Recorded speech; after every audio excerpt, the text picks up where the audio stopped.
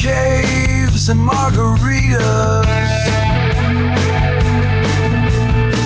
Dwyz and Gavin talking about their favorite features. Hello everybody and welcome to another episode of Man Caves and Cups of Tea. Cups of Tea, our new name. Man Caves and Margaritas. Indeed. And before we start, I would just like to say congratulations to Neil Cornelius Smith and Alison Hayden. Well done, Neil and Alison. Our two winners from our last video. Boom. Thanks everybody for those that did enter. We got lots of good answers on our YouTube channel, but also on our Facebook page as well. Funny enough, I didn't even realise the question you asked was from Kill Bill 2. Correct. Did you realise that when you said that question? Of course. All right. Today we're reviewing Kill Bill 1. The answer, if anyone it wasn't sure, the answer to the question was, how much did Bud get off of Ellie Driver for his Hattori Hanzo sword? And she brought in her suitcase $1 million. Yeah. Anyway, so there, congrats. So what they getting? You showed it at the end of the last video. Stay tuned to the end of the video though here, because we have obviously another question to give out and some more prizes which we'll share at the end. And I'm going to give you some clues as to what the next film is as well. Okay, love it. Well, as you've already said, Kill Bill Volume 1. This was my choice, but I also know that you love this film. So the funny thing is, so we've been doing this a year and a half now. For the first time, you chose the same film that I'd chosen for the next one. Yeah, weird, right? That's the first time it's happened. First time it's happened, and it's probably very unlikely that it'll ever happen again, with the thousands and thousands of films to choose from. I know, isn't it crazy, right? Brilliant. Well, the whole reason I chose it is, for me personally, I love Quentin Tarantino's films. I know he can be a bit Marmite director for some people. Every time I watch one of his films or rewatch one of his films, I'm the sort of person that will watch it and think, oh, that's one of my favourites of his. He's that kind of director. But for sure, without a doubt, Kill Bill Volume 1 is my favourite Tarantino film. Right. What's it for you? It's either... that is so difficult. I absolutely love Kill Bill. It's probably Pulp Fiction. Pulp, yeah. But I feel like watching Kill Bill's a bit more of a treat. It's there's nothing like it. Man, I love that film. And again, you know, I never get tired of rewatching it. And this is great because rewatching it in your cinema room, watching it on a much larger screen, is the first time since I saw it at the cinema that I've seen it on something of such a big scale. And I know we were only watching it on a DVD, so the quality was, the resolution was low in comparison. But I don't mind that. You know, we were talking about that earlier. I don't mind that. The fact that I can buy DVDs from charity shops even for like 50p or 5 for £1, it doesn't spoil it. It's the film that makes it for me. Yeah, I mean, I'm a bit of a geek like that, and I like to watch everything in 4K or at least 1080p. But you're right. After 3 or 4 minutes, you forget. It's like watching. I can remember going all the way down to London because there was a showing of The Thing, and it was showing. They were showing on the original 70mm, and watching that was a real treat, even though it was grainy and it was scratchy, and it was just. Yeah, there's a bit of history, isn't it? A bit of film history. We're watching the actual film that they had that they did. They did a 4K remaster of Alien about 5 years ago, and I went to see it at Broadway. And I must admit, after you don't care. After 5 minutes, you don't care.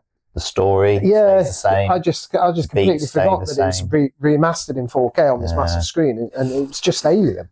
I mean, the surround sound was cracking. Oh my God, the sound design was incredible.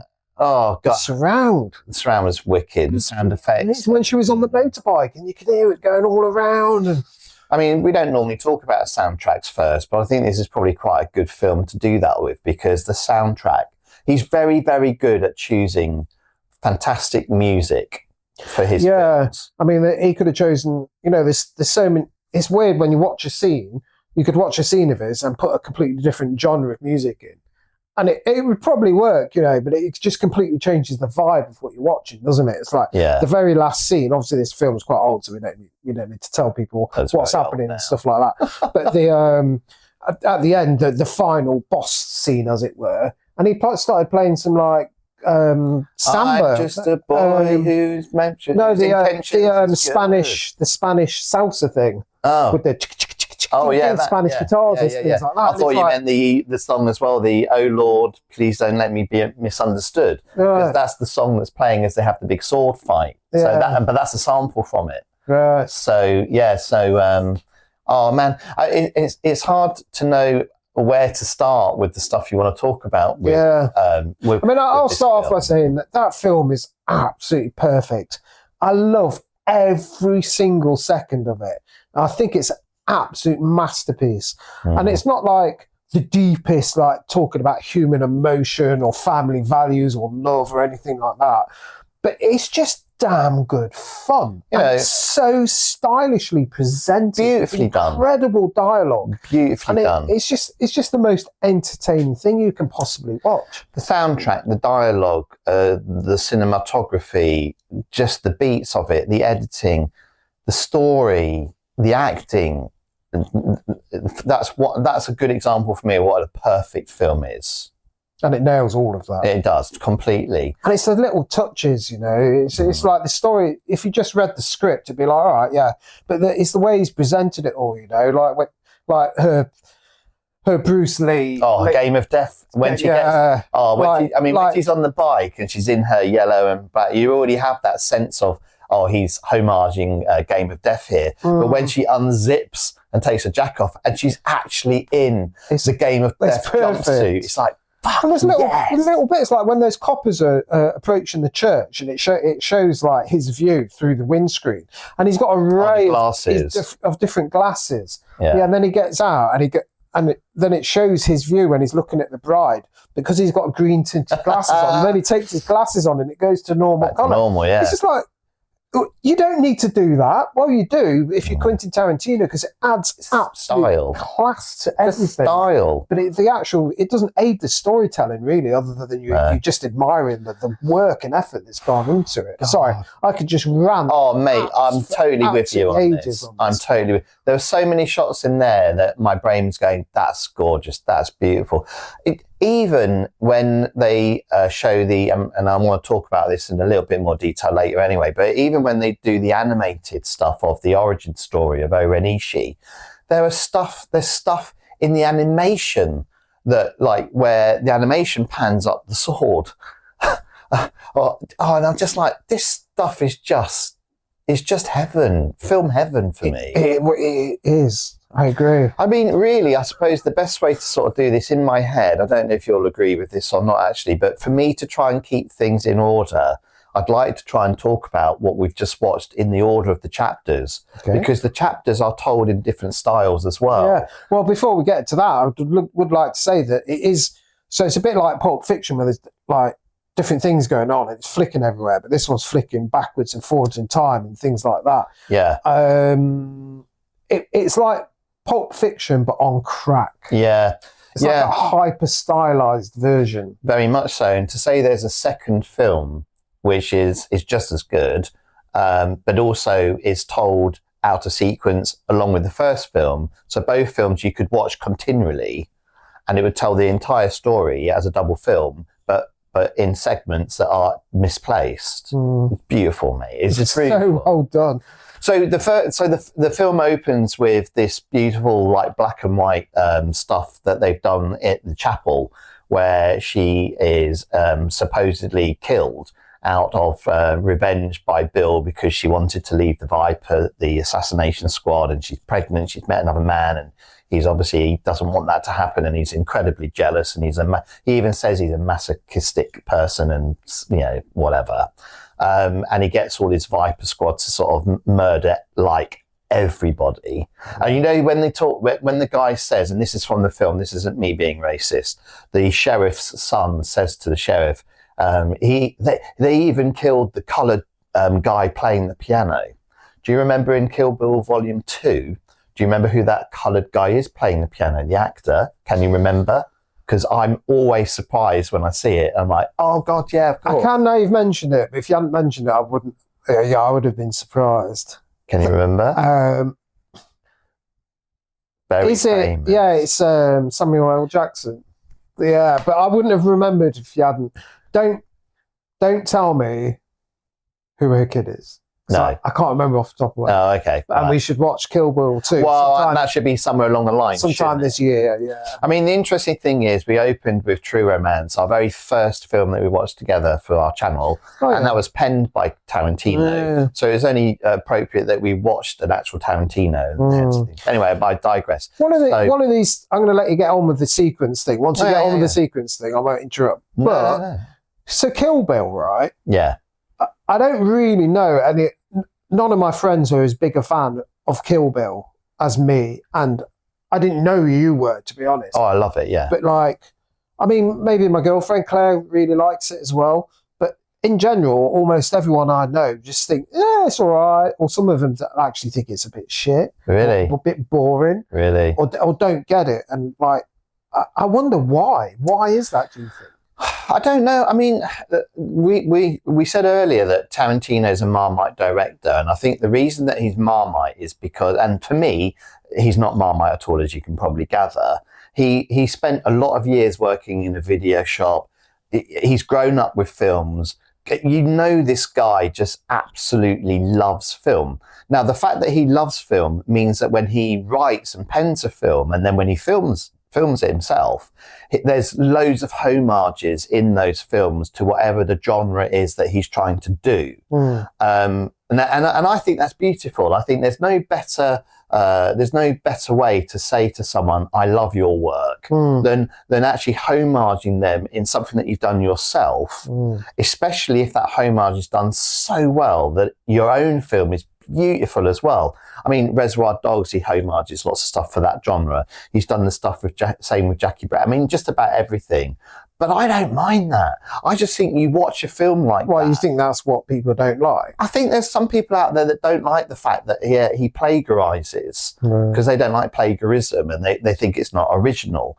But when you watch his stuff and watch the way he does it, there's so much brilliance in what he does, whether you like him as a person or not. I mean, he's not doing it just whimsically. It's like the sheer amount of attention to detail. It's incredible. And it's not about budget, and it's not about filling the sets with loads of stuff or whatever. It's the sheer pacing and atmosphere, acting, dialogue. Right. Now you go. Okay. I think, I'm going to try and do it chapter at a time, because the only way, if I do it that way, I can pick out particular bits that I love from that chapter and see what you think. See if there are bits that you think same or others or different bits. So if the main first chapter, if you forget the assassination part, is her meeting the second person on her list, who she kills, Venetia Green, I think. Venetia Green. And this woman is a member of the squad who is now 4 years later, because that's how long she's been in a coma. So 4 years later, this woman is now a mother to a child. She's married. She's like a suburban wife, really. And she's changed her name and nobody knows her background. And she turns up at her door and bosh, she's an expert with knives, this woman is. And Uma Thurman matches her beat per beat. The whole fight sequence, when it first kicks off, is the first time you see Uma Thurman doing this sort of action. And whoever they got to choreograph all the fights, but this one was a knife fight rather than a sword fight, and it is brutal. You can feel every punch, every crash into the table, every smash. It's full on hardcore, and it kind of sets the scene for the rest of the film that you're going to watch. Because you're like, well, if that's what he's doing with that, what the hell's coming next? The bit in that particular scene that I really liked, and I quite... Younger Gavin adores the fight stuff, still does. Older Gavin quite likes the dialogue-y stuff now, a bit more, actually. And I quite liked all the stuff that was happening in the kitchen after they put their knives down, because the daughter had come in. And the bit that I like the most is after she's killed her, the daughter's standing there and actually sees her pull the knife out, knows that she's killed her mother. And her final words to the daughter are, look, you know, when you're older, if you feel like you need to come back at me, then come at me. I'll be ready. Yeah. And I thought, well, you know, that could easily be set up for another Kill Bill type sort of follow-up film later down the line, whatever. Doesn't need to be, and it hasn't been. But I just think that's just a beautiful end to that chapter, because she lost in her head anyway. She lost a daughter, and her daughter would have been of a similar age. And another cracking line in it is when she says, you know, about wanting to be even, and the bride, as we will call her, Uma Thurman, says to her, no, for us to be even, I need to go upstairs, I need to murder your child, I need to murder you, and when your husband comes through the door, I need to murder him as well. It's a tale of revenge. Well, her daughter wasn't 4 because she's a bit older. Pregnant. Yeah. No, well, she was pregnant, wasn't she? She was, yeah. Her daughter would have been 4. Oh, would it? Right, sorry, yeah. Yeah, she would have been my age. My daughter would have been about that age now. It is the dialogue. It's like I couldn't sit down and write a more perfect piece of dialogue to set everything up in all the scenes. It's just absolutely exquisite. But it's like I say, it's not drama, or it's not like, you know, the stakes are just quite comical, really. In like it. You know, it's a fantasy world. It is a fantasy, yeah. But just the sheer writing, like the amount that it's. I always think, like, of all the things he could have written, only he could have written that piece of dialogue.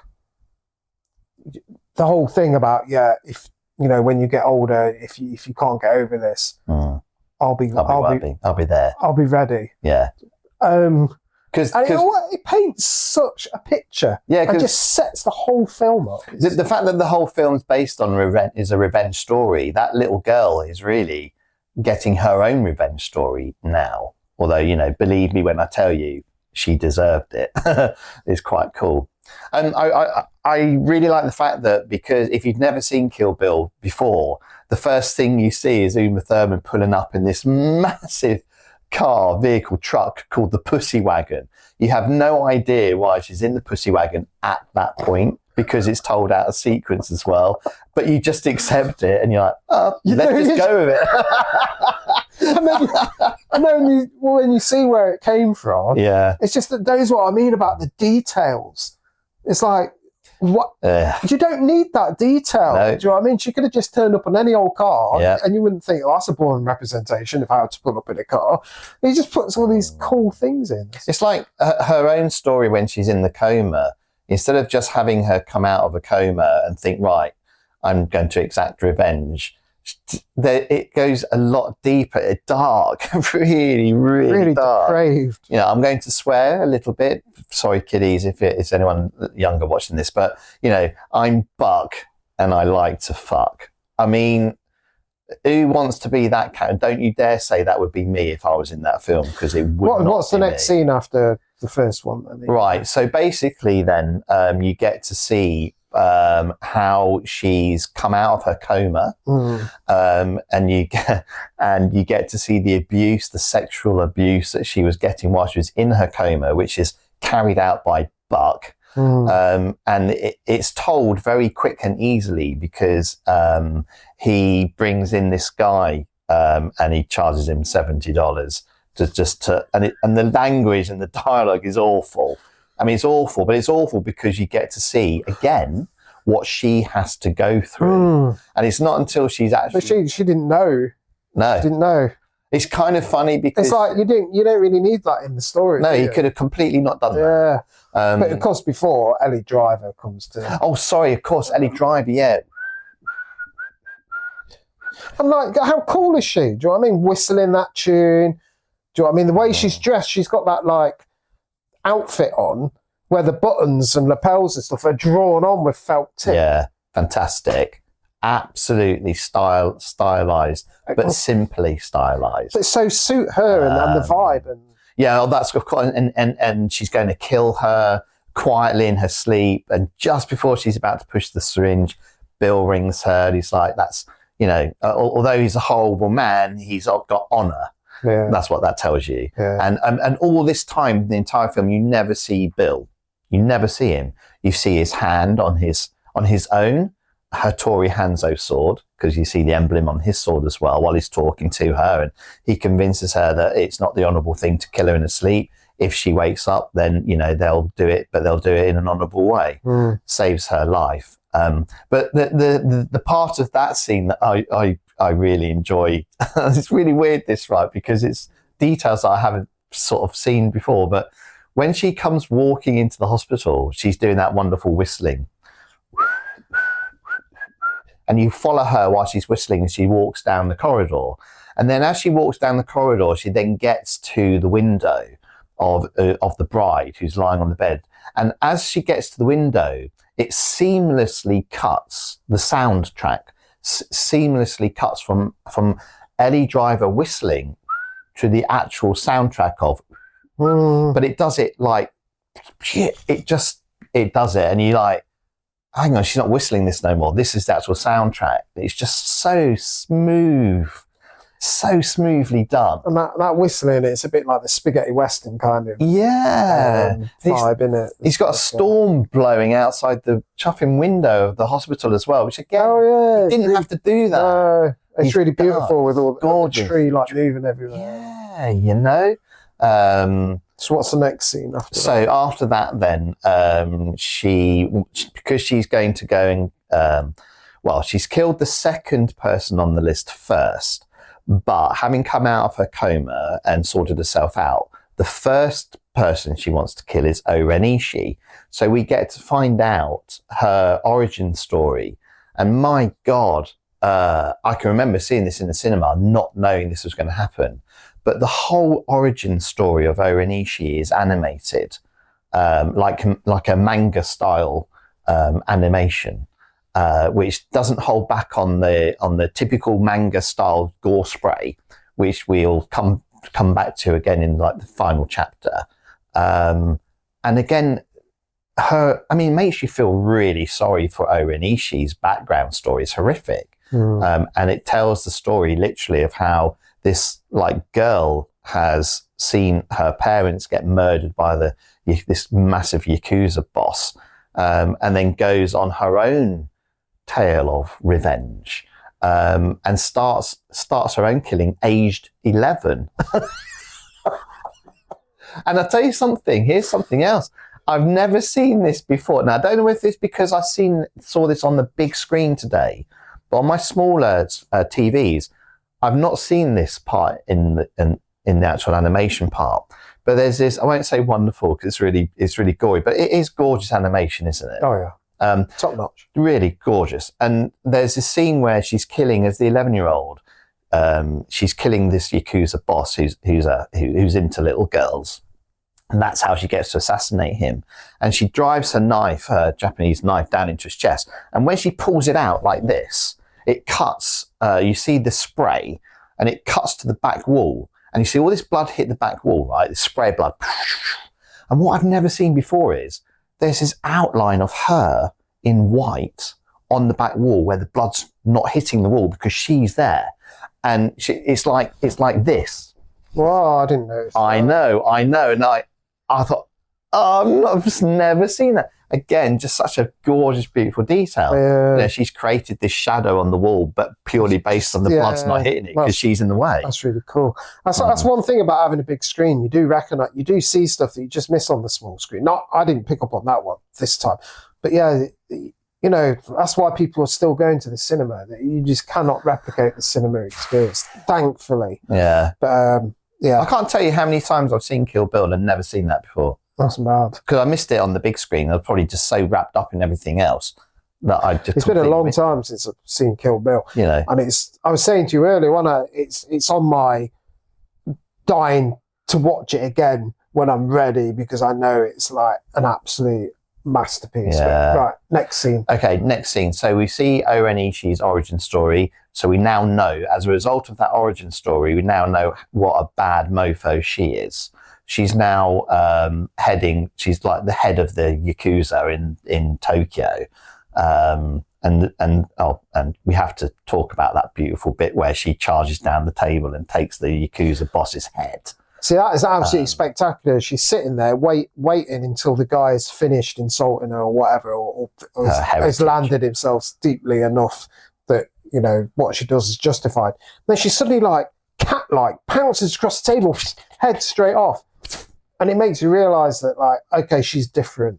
You know, she's not just your normal kind of gun fodder or whatever. No. She's like a main boss, which kind of like, I suppose I could have waited until you got to this scene, but I may as well say it. It's like, I find the whole film is a bit like a video game where you've got bosses. Yeah. So you've got sub bosses, mini boss, like henchman boss, main boss at the end.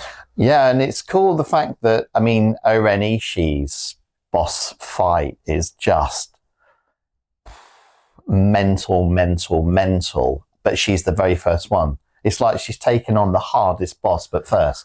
Anyway, that leads us beautifully into the next chapter, because to be able to take on the Viper Squad with the training that she's had, which you see a heck of a lot of in Kill Bill Volume 2, by the way, but it's not touched on in this one.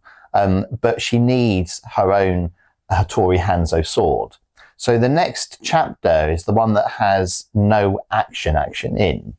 But I love that chapter. The acting, the charismatic connection between the sword maker and... Yeah. Well, the guy who's the sword maker is an actor called Sonny Chiba. And the reason Tarantino's put him in the film is because, you probably know this, you love your martial arts stuff, but Sonny Chiba is really famous in the martial arts film world, like really famous. So he's been put in this film as an older actor, again, as a beautiful homage to the fact that, well, it just tells us Tarantino knows his stuff. Yeah. So he's cast this great actor. That whole scene in the suits, is it Saki bar? Yeah, Saki bar, yeah. It's like 10 minutes long of them just chatting. Well, I don't know. I think it's longer than that, but it just goes, But it just sets up, you get to know her a bit. It's like, I don't know.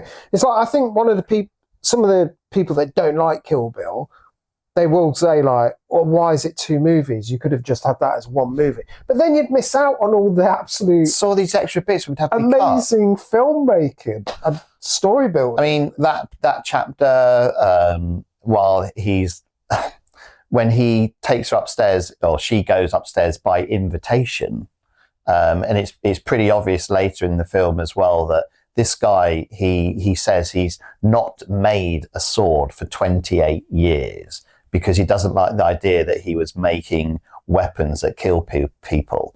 And up in his loft, and knowing as well in the second film that, one of his swords was going to get passed over for $1 million, and that he's living a really humble life in Okinawa. He's not making any swords anymore. He's just, he's obviously been doing that for 28 years, and yet he's a multi-millionaire because he's got all these swords up in his loft. I mean, I assumed he's kind of hiding out because he's quite notorious, and he'd never be able to get away from all these people wanting his swords and stuff like that. Which makes me wonder, how did she find him? Because that's the left is a mysterious thing, isn't it? Yeah. It's like, that's a really good point, because that's not answered. No, that's not talked about in the second film either. He's obviously very, very well renowned. Because who's Lucy Liu's boss? Orenishi's her boss. Her name. Orenishi. Yeah. Sorry, because when Orenishi actually realizes that it's his sword, she's absolutely shocked. And even her, she's only like, 20 or something, 22, and he had made a sword for 28 years. So even his reputation is so massive that even the next generation are absolutely in awe and revere of him. So he must be hiding out, When he finds out her story is her own story of revenge, he only has to mention to him that he really because she says, I don't want to buy a sword. I want you to give me a sword. And the reason she says that to him is really cool, because she says, it's because of one of your old students. So in other words, you owe me a sword. And he doesn't need to be told who it is. You owe the world a sword. Yeah. It's what she's in. He goes to the window pane, and he starts with his finger just writing the word Bill. So stylish. Right? And he does it, doesn't he? He does Bill. And then the most beautiful bit is where you think he's going to go dot on the I, he does this gorgeous like Japanese calligraphy that it's like, how many times did they do that? Man. They got that in one shot. It's like if you messed it up, it's like, because if it wasn't as intricate, it's like beautiful. you're gonna have to steam the windows up again. I know. It's beautiful. Yeah. And then it's just a case of, well, it was kind of like a swish of a sword, wasn't Yeah, it? it was. It like shows his like mastery of his hands and his fingers and his like artistry and stuff. And once he realizes that, she's an expert with a sword and she's told him the story as well. So he throws a baseball at her hard and she just slices it in half with this sword that she's holding. He then says, none of those swords are good enough for her. And he makes her his own. He actually makes her his own sword. So that shows you how. He said it's the best I've ever made as well. Yeah. Oh, right. Brilliant. Okay, I've just remembered. So, absolutely, this is when I try and tell stories and make films and stuff.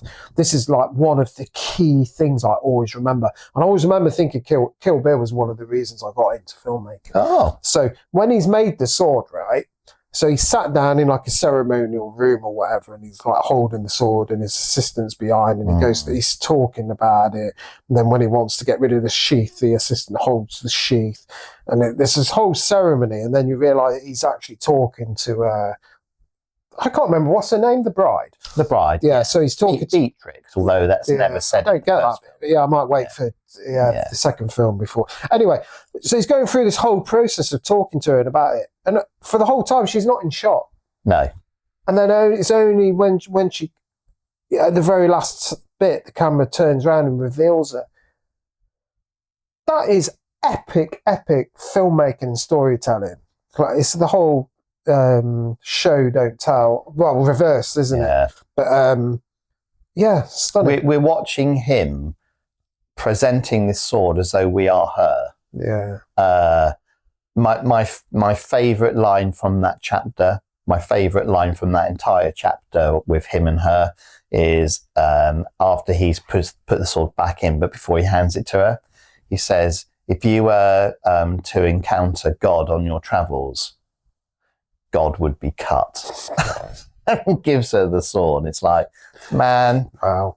How do you think of stuff like that? It's just great. Okay. So, going from that chapter then, the next... Oh, and by the way, talking of that, that's the first time we see that the weird way he does the plane travel flight. He doesn't just like shoot a plane. He's like a model plane, isn't it? And it's done really, again, like stylized, isn't it? With a red background, kind of like how they had to do the old...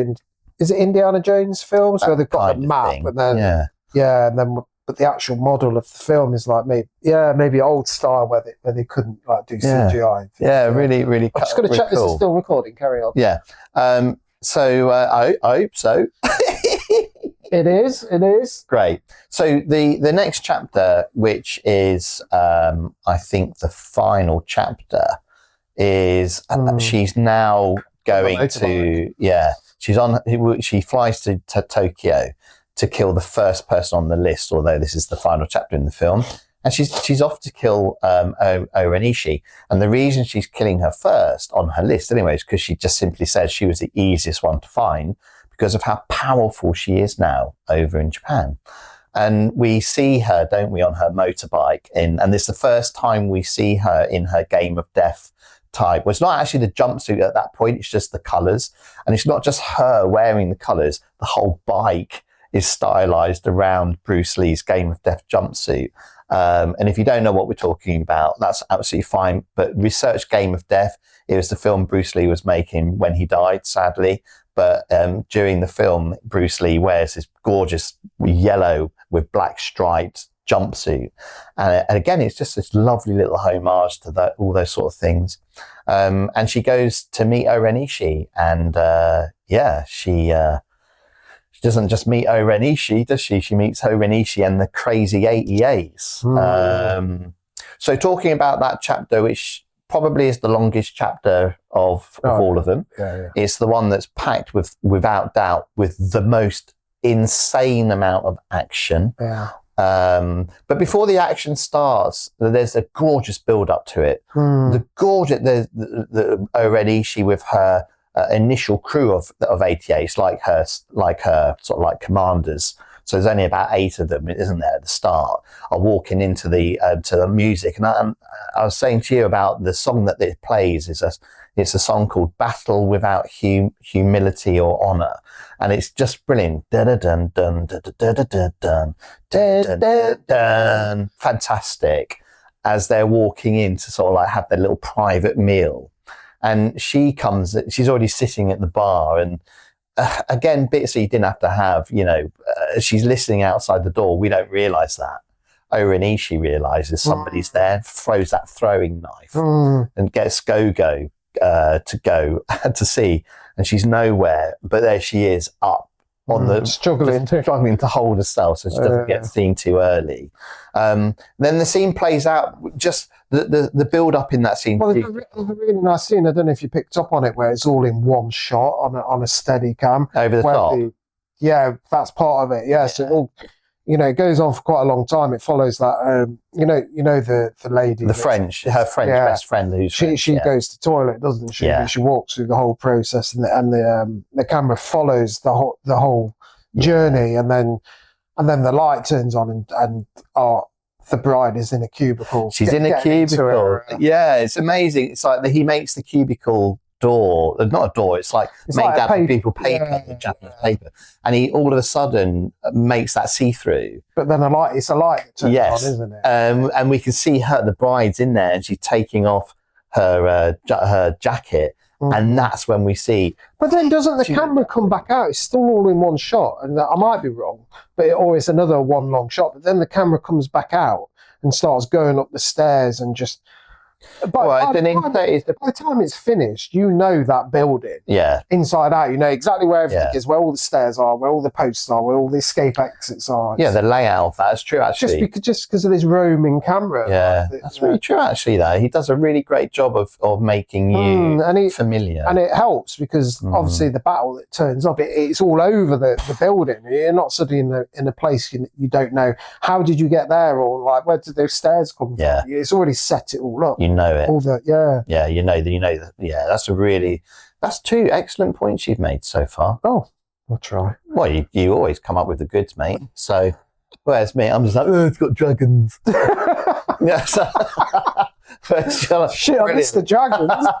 No, but so the whole build up to this massive fight, which again, if you've never seen the film, you don't know what's coming, is just insanely good. But the whole build up to that, which is done really well with the sound as well and everything too, where she eventually calls out O-Ren Ishii because she's got her best friend down there. Yeah. And this is how it all starts.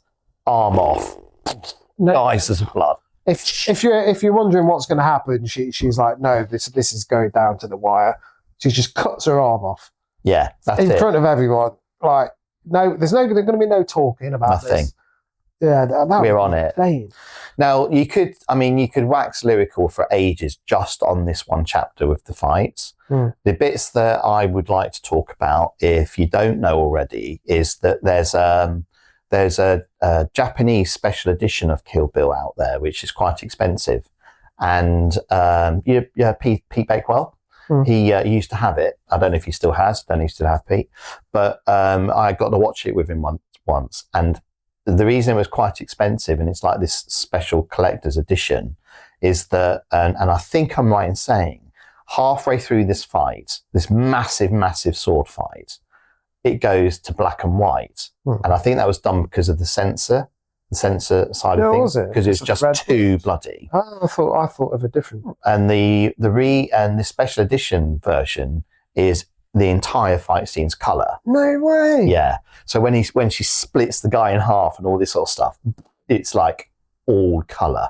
I wonder if I've seen that version because I was quite surprised watching it. This one when it went black and white, Yeah. I didn't remember it being in black and white. Yeah, so I don't know if they were told to maybe tone that down, and that rather than cut it, they toned it down by doing it that way. I thought it was because he's going through the different eras of Japanese filmmaking, isn't it? So at first it's colour, then it's black and white, which goes back to like Samurai 7 or whatever. It's black and white. And then it goes to that backlit thing where everything's in shadow. In the blue. When they're silhouetted. Yeah, where everything's silhouetted. Yeah. Then it returns back to normal colour. And I wondered if it was just homage in different looks throughout. Yeah, you could be right with that, because I don't know if it was a censorship thing or not. All I know is that there is this special edition out there where that whole black and white sequence is just still in colour, and it's hardcore. But anyway, before the big fight, we also get introduced to another brilliant character, which is this young 17-year-old girl, Go-Go, who's got this like weapon, this like circular metal orb that she can get blades out of if she wants to as well, and she starts swinging this thing around, doesn't she? And again, just that sequence alone would have been worth my money to see that film. It's at the stage where you're like, I don't think this film can give me any more in terms of iconic coolness and originality. Even though it's an homage, it's still. And then that happens, and you're like, what? How? You're right, because that one sequence alone is absolutely spectacular. It is, and everything about it, even the pre-action where her and Go-Go have got a dialogue, and Go-Go's like, call that begging.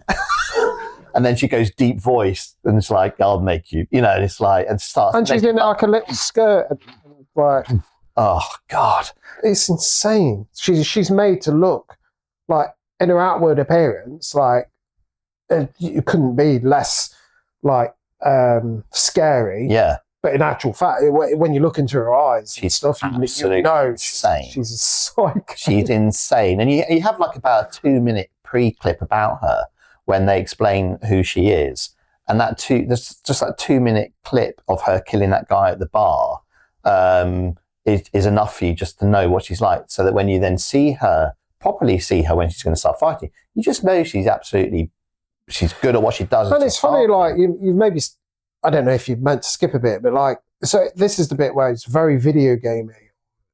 I don't know. I can't think of anything else to relate to. But so you got your first set of goons,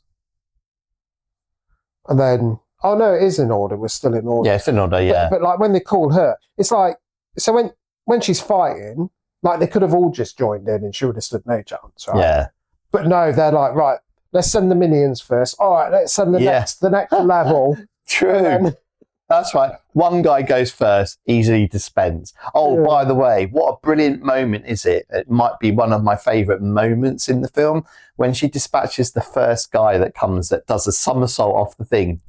Yeah, and she gets him. Her sword is vibrating still in his body, and she puts her finger on it. Amazing. Anyway, yeah, you're right. One comes out, he gets killed. 3 more come down the stairs, they get killed. Blah blah blah, and then Go-Go. That guy, she chops straight through his sword. Yeah, which instantly explains why this sword is so special. Cuts through steel. Yeah. Steel that cuts through steel. And then Go-Go, like that. I don't know what to say about that. It just, the fact you think right, I know where this is going, and then she hits a switch and bloody blades come out. It's like. So here's the thing, right? The choreography is amazing. It's incredible. How much did that actress actually do of it? Because she was doing loads. Because there's parts where you can see her face. You know it's her. She's doing loads. I mean, obviously she can't be doing all of it because she's getting thrown into tables and stuff like that. But you don't see parts where you think that's a stunt double. No, she did do loads of that. I know because there's I don't know where it is now, but there's a documentary about the making of it, and particularly actually that whole scene. Actually, it might even be on one of the special DVDs. I'm not sure, but she does do loads of stuff. In fact, in the second film, she was driving a car in Kill Bill 2 and she crashed it, and it actually hurt her back. But we'll save that for when we watch. Yeah, she had a bit of a fallout. She did have a bit of a fallout with. Yeah, it was a shame, we'll really. get to that. Get to that if we ever watch the second one. So she dispatches all these like goons that are working on behalf of O-Ren Ishii, and then it's just O-Ren Ishii left at the top. And you're thinking, again, first time watching it, of course, you're thinking, whew, that was epic. We've just seen that go-go fight. That was epic. Now it's just her and O-Ren. And O-Ren Ishii pulls out this small sword, which is actually what they used to commit Harikari. And it makes you think, in O-Ren Ishii's eyes, has she given up a bit of hope? Because it's only a suicide sword, the Japanese way of killing themselves. And something's going to happen, and then you hear the noise of these motorbikes. You didn't think it was going to be that easy, did you? And she's like, "Oh, silly rabbit." And then she's like, "Well, to be honest, I kind of did." And if that wasn't enough, like the rest of the gang pile in, don't they? Piles of them. There's literally about 80 of them. And then we are just then blessed with this absolutely fantastically choreographed action sequence that is just beautifully done. And it, again, talking of stylized, they surround her. So before the fighting starts, they all surround her in the middle of like the dance floor bit. And she's got her sword and she's holding it like this up to her eyes. And the camera cuts to her eyes looking in the sword, and she can see the reflection of all the people in the sword surrounding her as well. And you think, oh my God, this is going to be fantastic. And it is. It is. It's just the entire fight all the way through, the whole of it, right up to the point where there's just one man standing and the lights get switched back on, and the guy that's standing is this little kid. She cuts through his sword, 2 swipes. Right, that's when they go. Yeah, they end up upstairs. And they go through that backlit bit and stuff. And the thing is, it's like, it seems childish to rave about like it's just a girl fighting with a sword against 80 people and different ways of chopping their arms off and stuff like that. There's nothing deep about it, right? There's nothing like emotional or in depth like character building or the human spirit or anything like that. But what it is cinema. It is absolute, pure, classic, stylish entertainment. And that's surely half the reason why you watch a movie. To be entertained. Yeah. Wherever that entertainment comes from, whether it comes from drama, whether it comes from a film making you feel sad, whether it becomes from action that makes you feel excited because, this is incredible. Or, I've seen a lot of action films where the action's awful. Yeah. Because of the way it's filmed. That's the thing. Is like I'm just trying to point out that people that don't like Kill Bill, please realise it's not shallow. No, I don't think it is at all. It's not frivolous. It's art. Anyway. Yeah. So you're absolutely spot on there. If you're a film lover yourself and you know your films yourself, you can watch a Tarantino film and you can get so much more out of that film, purely because of the beats and the things that he puts in there that are these homages. How many people that would have watched that know their martial arts films that would have seen, he's going to be in it because it comes up on the title screen at the start. When Sonny Chiba turns up, you're like, that's Sonny Chiba. You know what I mean? And that's the beauty of what he does. Yeah. The style in that film, fantastic. So she ends up spanking this young boy's backside. Tells him to go home. Don't play with that's what you get for playing with a Yakuza. Go home to your mummy. And then we're left with the last big scene before the sort of epilogue, which is her fight with O-Ren Ishii. And again, talk about how to change the mood from what we've just seen to, like you said, another different style of Japanese kind of film making.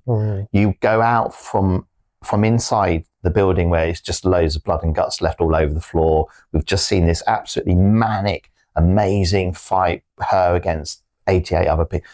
And then you go outside and it's quiet. There's no music. It's just quiet. It's snowing. It's a traditional Japanese garden. covered in snow, and all you can hear every now and then is the of the water. Like there's like this water, I don't know what you would call it. It's like a water feature, isn't it? But it's bamboo. And when it comes over, it hits the rocks, it makes a bamboo sound. Noise. And you just hear that every now and then, you just hear that because it's filled with water in the silence. The snow's falling. You have the dialogue between the two of them. Great thing is Lucy Liu's character is like, she's dressed in white and it's all snowing. So when the bride first comes out, she doesn't see her because she's kind of she isn't hiding or anything like that. But like, so Lucy Liu's character doesn't just try and like, you know, sneak up on her or stab her when she gets through the door. She goes through the ceremony. Yeah, honor. What's going to come? Yeah, it's the honor side of things, which she's clearly into based on her upbringing as well, with what she's done. I mean, we don't know how she's the only one really of the female Vipers squad who you can assume isn't trained by I can't remember his name now. Oh God, that's going to bug me. But in Volume 2, you get to see. Yeah. But from her upbringing, you can see that she's full of honor. Yeah. And yeah, she's doing it in what she thinks is an honourable way. Doesn't think she's going to lose. No. Realises she realises it's a Hattori Hanzo sword as well. Yeah. Still doesn't think she's going to lose because she draws first blood and then she gets cut. Well, she's so confident because when the bride says, "Attack me with everything you've got," that's when she loses. Because then she loses her mind. Yeah, and she just literally. she just goes wild, yeah, literally. But it's nice, that little moment where they have their first interaction and she slices the bride's back and she's a bit cocky with it, isn't she? A silly Caucasian girl thought she could play with. And then they interact again, but this time she gets cut. And before they come in for the final fight, she says, "For disrespecting you earlier, I apologise." And the bride's like, "Accepted. You ready?" Okay. Yeah. Mad change of pace from fighting like 80 guys to that. And I loved every bit of that fight sequence, as I did the Crazy 88 sequence. Yeah, the one with Lucy Liu, it's like the choreography wasn't quite there. I don't know why that is, but like so they had to hide it a little bit with like stuff in the foreground and things like to cover it up and more cuts and things. So it wasn't. I didn't find it satisfying in a kind of combat way. No, but from a filmmaking, cinematography, the way it looked. Yeah. I mean, that scene where they're both standing opposite each other with the snow for one moment and on a bit of a wide, and you've got that bamboo fountain in the foreground and they're in the background and you just see it, and because you don't know what's making that noise, do you? Until you see that. And then you see it. Yeah. And it's like, this is just gorgeous stuff. Yeah, it was beautiful. And then, of course, having scalped her quite deeply, let's say, can you remember this was your question, actually? This is how you got the film. You know, the 3 questions I gave you on the last channel. The first question was the old Klingon proverb. Second one was wiggle your big toe. And then the third one, which was one where you were like, "Oh my God, this is going to be," was Lucy Liu's Orenishi's final line in the film. That really is a Hattori Hanzo sword. Dead. So then we go to the final part, the epilogue, really, where she sort of like delivers the French, I can never remember her name, but the French best friend of Orenishi. Yeah. She delivers her to a hospital, and after getting information from her about where the other Viper squads are, which will then lead you brilliantly into then Kill Bill Volume 2.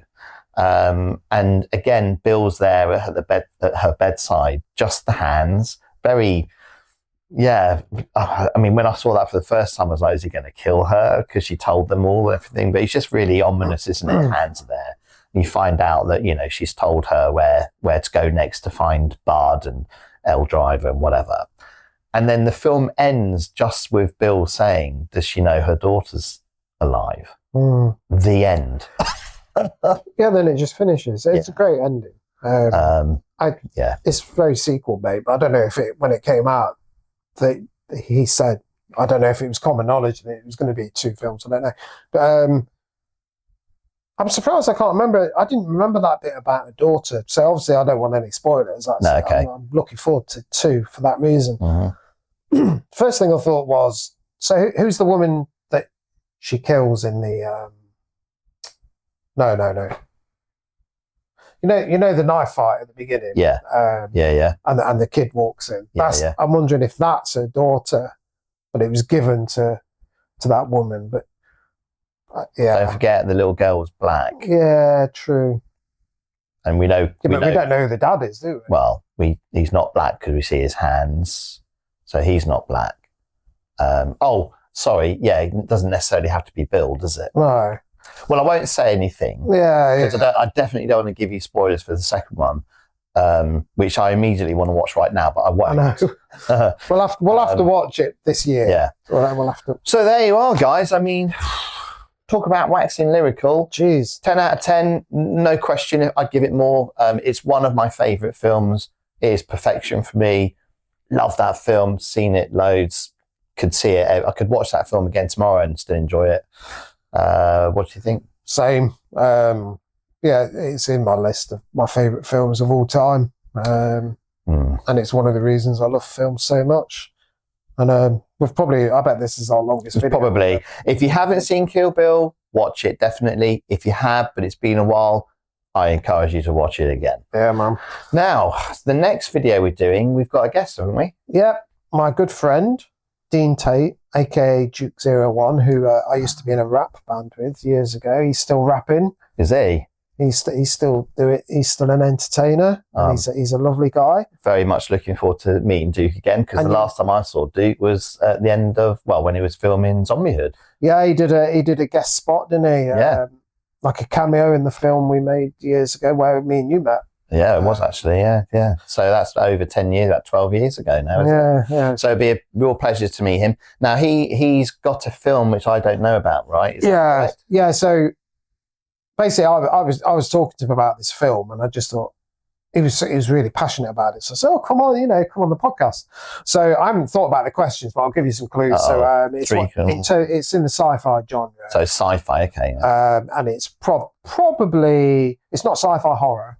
Okay. But it's probably the most influential sci-fi movie there has ever been. But it's not like a big blockbuster type one like Star Wars. Do you know what I mean? But like, all right. So I have my first guess based on that so far. Yeah. Influential sci-fi, but not horror. I'm initially going to go with Blade Runner. Yeah. Is it? Yeah. But yeah, people are going to think I know this. But the sequel. Blade Runner 2049.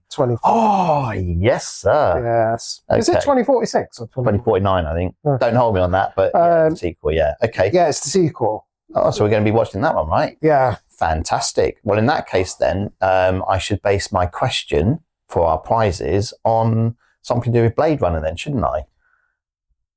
I don't know. Yeah. You tell me. Yeah, okay. Before we do that, let's show you what people can win. So, prizes. First prize, once we pull it, because we do genuinely pull people's names out of a hat. So this is a really lovely print. I'm surprised you didn't wait until we do Leon for that. Well, I know. I mean, that's a great And film. This is from Empire magazine, and it's from the, if you don't know, I mean, if you love film, you'll know of Empire. But this is from one of the really older Empire magazines. So I actually have Empire's, I wish I had number 1, but I've got number 2 all the way up to about number 60. And I have them all at home, saved from when I used to have mags. And in one of the magazines, they did 4 of these prints. You can't buy them now. You just have to hunt them down. So they'd be really difficult to get a hold of now. It's pretty old. And this one's in really good nick because I look after all my stuff. This will look gorgeous in a frame in anybody's wall, really. I see you've got two prizes up there. I don't think you should do the second prize. I think you should. That is an incredible prize. Just keep that one then, yeah? Yeah. Fair dinkum. It's definitely well worth having a go at. So now I need to think of a question to do with Blade Runner off the top of my head. That is a tough question because this is. Well, you must have had a question in mind already. No, not if it's Blade Runner related. I thought I was going to wing it, and winging it, I'm going to do. Oh, okay. All right. So, okay. Oh, so you knew you were going to ask a question about whatever the next film. Whatever the next film is. So this is to do with Blade Runner. Okay, I've got my question. Tough question, unless you know the answer, in which case it won't be. In which other film is one of the main cast mentioned to have worked for the Tyrell Corporation? Big, famous sci-fi film, supposedly set in the same universe as Blade Runner. One of the main cast, you get to see their biog written down during the film, and in that biog, it says that this character at one point worked for the Tyrell Company. Good clue, tough clue, unless you know the answer. Is this the original film or the sequel? Original Blade Runner film, right? However, the film that we're talking about is. Oh, okay. Shall I give a little bit extra clue? No. I don't think so. Great prize, difficult question. If you know your films, find out or research it because you might have to. All right. And then we'll just choose the winner at random. Leave the answer in the comments, and if there's more than one correct answer. Yeah, answer in the comments. You can do like what we did before as well. If you go to our Facebook page, you can also send us a message on the Facebook page as well. Either or is fine. I'll get those, no problem. Once we've got all the answers, we'll give it a week or two. And then once we think we've got as many of the answers in, then we will at random pull out a winner. Yeah, excellent. Okay. So thanks, guys. Thanks for all our lovely subscribers again. It's been a pleasure talking to you all. Kill Bill. What a film. What a film. And it just goes to say, peace. Bye. Wow.